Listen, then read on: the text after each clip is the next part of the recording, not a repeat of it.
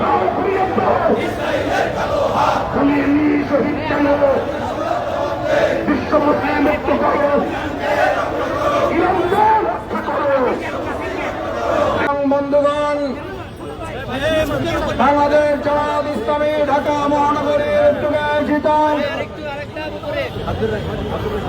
চুয়াডাঙ্গার জীবন নগরে আমাদের প্রিয় ভাই হাফিজুর রহমানকে হত্যা করার প্রতিবাদে তারই বড় ভাই হাফিজুর রহমান মুমূর্ষু অবস্থায় হাসপাতালে চিকিৎসাধীন। এই ন্যাক্কারজনক হামলার প্রতিবাদে এবং আপনারা জানেন ইসরায়েল কর্তৃক ন্যাক্কারজনক ভাবে হামলা করে ইরানের সর্বোচ্চ ধর্মীয় নেতা জনাব আয়াতুল্লাহ আলী খামেনিকে হত্যা করার প্রতিবাদে যুদ্ধ বন্ধের আহ্বান তার দাবিতে আজকের এই সমাবেশ মিছিল উত্তর। এই সমাবেশে এখন সংক্ষিপ্ত সভাপতির বক্তব্য রাখবেন বাংলাদেশ জামায়াত ইসলামী ঢাকা মহানগরী দক্ষিণের সংগ্রামী আমির জাতীয় সংসদের মাননীয় সংসদ সদস্য জননেতা জনাব নুরুল ইসলাম বুলবুল।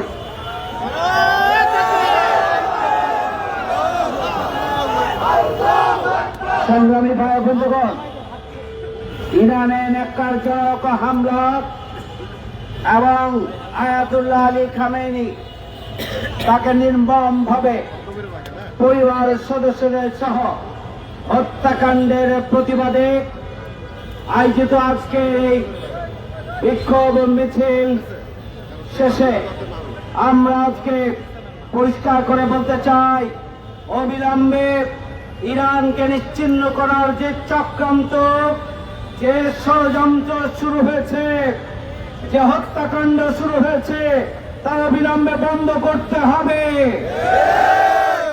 আমরা আয়াতুল্লাহ আলী খামেনিকে হত্যা করে যারা মনে করছেন মুসলিম উম্মাহকে মুছে ফেলবেন, তাদের এই চক্রান্ত ষড়যন্ত্রকে ব্যর্থ করে দেওয়ার জন্য গোটা বিশ্বের মুসলিম উম্মাহকে ঐক্যবদ্ধ হতে হবে।